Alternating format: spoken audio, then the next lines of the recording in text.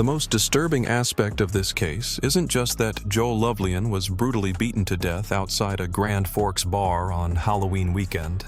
It's that despite overwhelming evidence, multiple witnesses, and a high-profile trial that captivated the entire community, his killer has never been brought to justice. 15 years later, the man who was charged with his murder walks free after being acquitted, while Joel's family continues to live with the knowledge that somewhere in their community, a killer remains among them. This is the story of a Halloween night that destroyed multiple lives and exposed the devastating limitations of the American justice system. Viewer discretion is advised. If you're interested in unsolved true crime cases and the pursuit of justice, please take a moment to like this video and subscribe to our channel with notifications turned on for more compelling investigations like this one. October 27, 2007 was supposed to be a night of Halloween celebration in Grand Forks, North Dakota. The college town was alive with costumed revelers making their way between bars and parties, enjoying the festive atmosphere of the weekend before Halloween.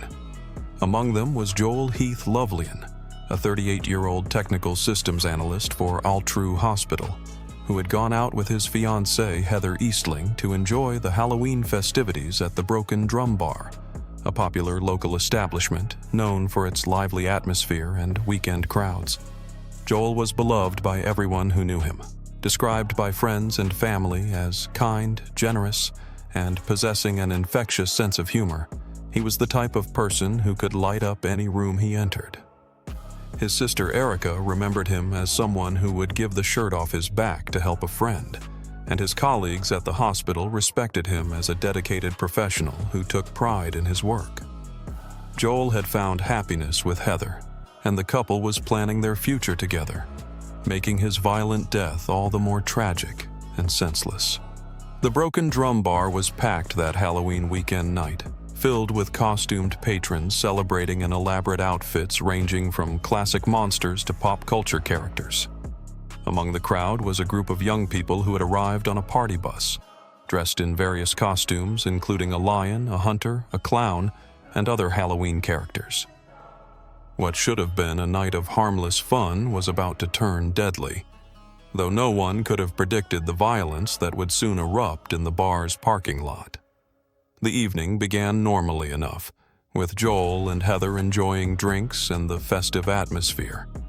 However, as the night progressed, tensions began to rise among some of the patrons. Witnesses later reported seeing several altercations and heated exchanges between different groups of people, including members of the party bus group. The combination of alcohol, crowded conditions, and the anonymity provided by Halloween costumes created a volatile environment where conflicts could escalate quickly and unpredictably. Around midnight, as the bar was beginning to wind down, Joel and Heather decided to leave. They made their way to the parking lot behind the Broken Drum, where Joel's car was parked. What happened next would become the subject of intense investigation, courtroom drama, and ongoing controversy that continues to this day. According to witness testimony and police investigation, Joel became involved in some kind of altercation in the parking lot with members of the party bus group. The exact sequence of events remains disputed, but what is clear is that Joel was brutally beaten by one or more attackers. The assault was so violent that it left him with massive head trauma and internal injuries. Keith Swartz, who discovered Joel's body in the parking lot, found him lying unconscious and bleeding heavily from severe head wounds. Emergency responders rushed Joel to Altru Hospital, the same facility where he worked, but despite the best efforts of his colleagues and friends, he succumbed to his injuries and was pronounced dead. The investigation into Joel's murder began immediately, with Grand Forks police interviewing witnesses and collecting evidence from the crime scene. What they discovered was a complex web of conflicting testimonies, alcohol-impaired memories, and circumstantial evidence that would prove challenging to unravel. Multiple witnesses reported seeing various altercations in the parking lot, but the darkness, Costumes and intoxication of many patrons made it difficult to establish a clear timeline of events or identify specific individuals involved in the violence. The investigation quickly focused on Travis Stay, a 23-year-old who had been part of the party bus group and was dressed as a lion that night. Several witnesses reported seeing Stay involved in altercations with other patrons, including a brief fight with James Wavra, who was dressed as a hunter. Most damaging to Stay's case was the testimony of taxi driver Paul Ballstad, who had driven Stay home that night and reported that his passenger appeared dazed, had blood on his costume, and looked like he had been in a fight. The evidence against Travis Stay seemed compelling to investigators. In addition to the taxi driver's testimony, police found DNA evidence that they claimed linked Stay to the crime scene.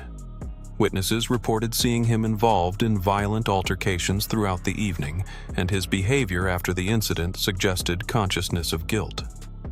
Based on this evidence, Grand Forks County prosecutors charged Stay with murder, confident that they had identified Joel's killer and could secure a conviction. However, the case against Travis Stay was far from airtight. His defense attorneys, led by experienced criminal lawyer Peter Wold, argued that the evidence was circumstantial and that the prosecution had failed to prove beyond a reasonable doubt that Stay was responsible for Joel's death. They pointed out that multiple people had been involved in various altercations that night, that the DNA evidence was inconclusive, and that the chaotic nature of the scene made it impossible to determine exactly what had happened or who was responsible for the fatal assault. The trial of Travis Stay became one of the most closely watched criminal cases in North Dakota history. The courtroom was packed with Joel's family and friends who desperately wanted to see justice served for their loved one. The prosecution, led by Nancy Yon, presented their case methodically, calling witnesses who testified about Stay's violent behavior that night and the physical evidence that they claimed linked him to the murder. They painted a picture of a young man who had consumed too much alcohol, become involved in multiple fights, and ultimately killed Joel Lovelien in a senseless act of violence. The defense countered with their own witnesses and expert testimony that challenged the prosecution's narrative. They argued that the investigation had been rushed and incomplete, that other potential suspects had not been adequately investigated, and that the evidence against Stay was insufficient to support a murder conviction. They suggested that Joel's death might have resulted from a group assault involving multiple attackers, making it impossible to determine which individual had delivered the fatal blows. After weeks of testimony and deliberation, the jury reached a verdict that shocked the community and devastated Joel's family. On December 19, 2008, Travis Stay was found not guilty of murder. The acquittal meant that despite the extensive investigation, the high-profile trial, and the community's demand for justice, no one would be held legally responsible for Joel Lovelien's death. The verdict left Joel's family feeling betrayed by the justice system and convinced that his killer had escaped punishment. The aftermath of the trial has been almost as traumatic as the original crime for those involved. Joel's sister Erica has become a vocal advocate for victims' rights, speaking publicly about the case and the need for justice reform. She has never accepted the verdict and continues to believe that Travis Stay was responsible for her brother's death. The acquittal has also cast a shadow over Stay's life, as many in the community continue to view him with suspicion despite his legal vindication. The case has taken on new life in recent years with the launch of the Dakota Spotlight podcast series, Unresolved: The Murder of Joel Lovelien. The podcast has conducted new interviews with investigators, witnesses, and family members, uncovering previously unreported details about the case and raising new questions about the investigation and trial. The renewed attention has brought the case back into the public eye and sparked fresh debate about what really happened that Halloween night in 2007. One of the most troubling aspects of the case is the way it has divided the Grand Forks community. Some residents believe that justice was served with Stay's acquittal, and that he was wrongly accused of a crime he didn't commit. Others remain convinced that he was guilty and that the justice system failed Joel and his family. This division has created lasting tensions and has made it difficult for the community to heal from the tragedy. Today, the murder of Joel Lovelien remains officially unsolved. Grand Forks police continue to investigate any new leads or tips that come in, but Sergeant Rory Suby, who now handles the case, acknowledges that the trail has grown cold after 15 years. The physical evidence has been preserved, and advances in forensic technology might someday provide new insights. But for now, the case remains in limbo. The tragedy has had a lasting impact on everyone involved. Joel's family continues to grieve not only his loss, but also the absence of justice for his murder. His daughter Alexa has grown up without her father, and his fiancée Heather has had to rebuild her life after losing the man she planned to marry. The case serves as a stark reminder of how a single act of violence can destroy multiple lives and tear apart an entire community.